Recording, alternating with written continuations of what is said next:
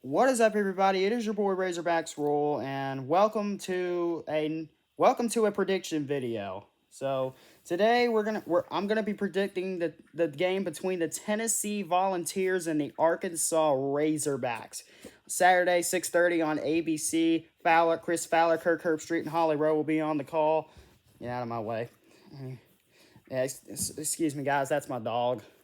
But anyway, let's just all right. We're gonna start with some preview. We're gonna start previewing Tennessee. So Arkansas. So Arkansas comes into this game 3-2 with a 1-1 record in the SEC. With a 3-1 record in the SEC, with 1-1 record in the SEC, they've been playing some pretty good football. They've had 2 losses, and guess what? Both of those were 1-score games. Yeah, both. Yeah, no surprise there. But Arkansas has been playing, and they have been a much better team than they were last year. 3-2 with a 1-1 record in the SEC. And Arkansas comes into this game with a great running attack with Jaquindon Jackson and Taylon Green. Last week, A&M did a great job stopping the run. Held Jackson only 37 yards and held Green to only 6 yards. But the run game is where Arkansas thrives at best. But they have a solid rushing attack. It wasn't really solid against Tennessee last week, but other than that, and Texas A&M last week. But other than that, it's been a really solid rushing attack. But you're going up against they've been doing good against defensive line. So yeah, and then in quarterback Taylon Green in the passing game, he has 5 touchdowns and 5 picks. I mean the turnovers have been a problem for Taylon Green, but he's been doing mediocre. He has been doing okay. And the defense for Arkansas, well, they've been playing great for the past 2 games. I mean, they have a total of like 4 turnovers, I believe. Like 5 turnovers for the past 2 games. All 5 of them were in the Auburn game, but they only allowed 14 and 21 points in the SEC.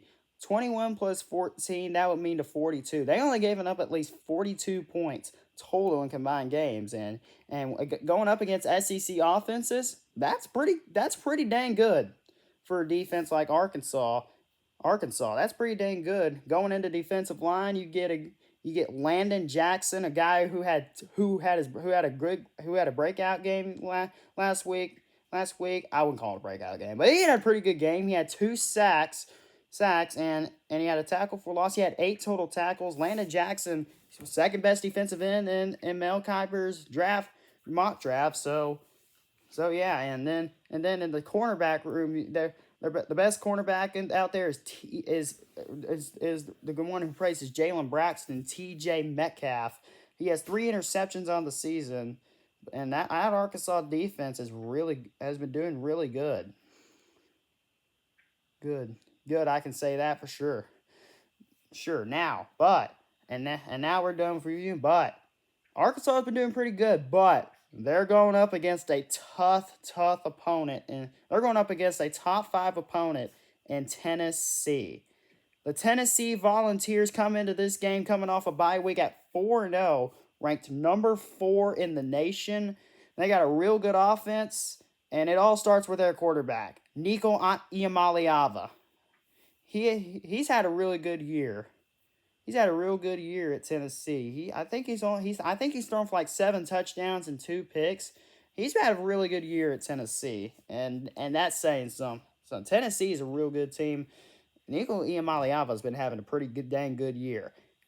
But that's not the only star. Their star running back Dylan Sampson, he's been a beast. He has 10 total touchdowns on the season. That dude has been a beast throughout the first 4 games for Tennessee. And for Tennessee's offense, their style is the same as ours, the rushing attack. Tennessee's style is pretty much the same as Arkansas's. They like to run the ball too, with Dylan Sampson and Bishop and all that. Yeah, and they're wide receiver, but they're not afraid to pass the ball as well. Even though they had 2 picks in the Oklahoma game, they're not afraid to pass the ball as well. Their best receiver, probably as of right now, their two best receivers of right now is Brew McCoy and Dante Thornton.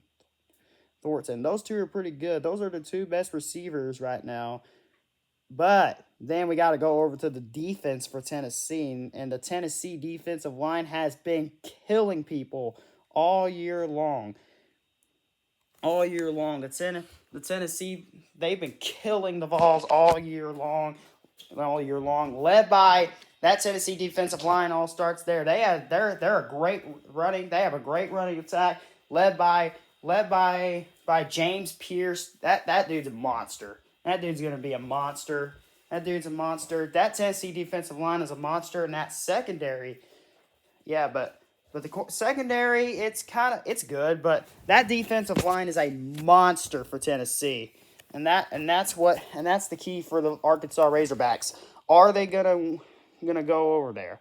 And yeah, so Tennessee overall, they've got a very, very, very, very, very good team. Number 4, and that's why they're number 4 in the nation. So here are the 3 keys for each team going into Saturday. My keys. First for Tennessee. Number 1, establish the run game early. If you're Tennessee, you want to establish the run game early against this Arkansas defense. So that way your passing game opens up, you can get the ball, spread the ball out. And two, stop the running game for Arkansas because they will run the ball at you. With Taylor Green's a running quarterback too, and if he can get outside, watch out. So the key for Tennessee is to get on Taylor Green, and for them is to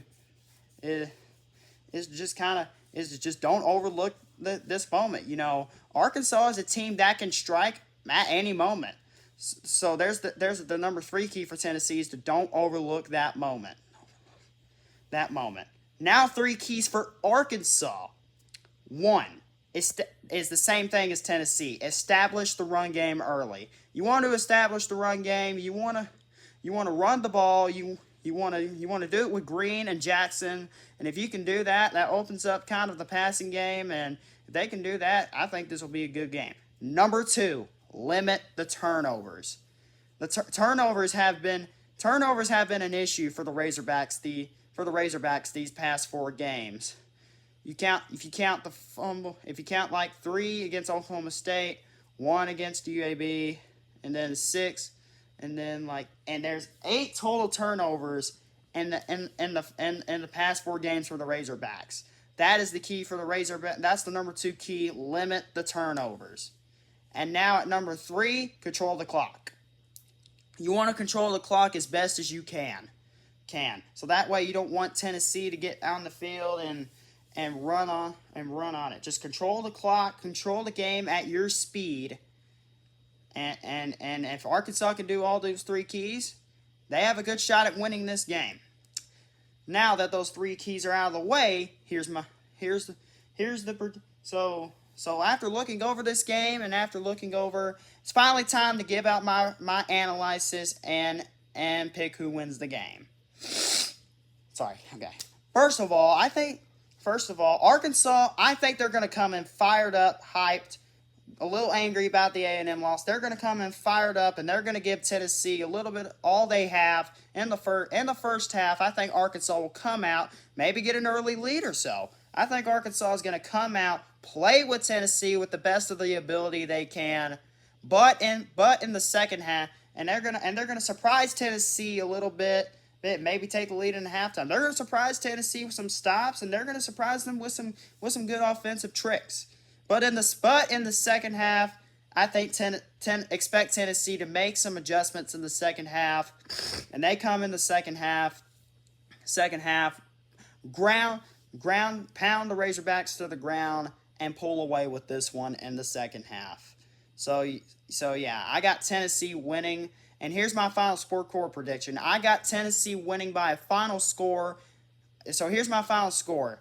I got Tennessee winning by a final score. Tennessee 44, Arkansas 24. So that is my prediction, and that is my final score. I think Tennessee is gonna come into Fayetteville, and they're gonna get out of there with the victory. So So that is my prediction, and that is my analysis for this one. Thank y'all so much for watching me. If you haven't hit that subscribe button, please do. And if you have time, can you please turn on those notification bells so I can get more updates in the future. Thank y'all so much for joining me. Also, peace out. Goodbye.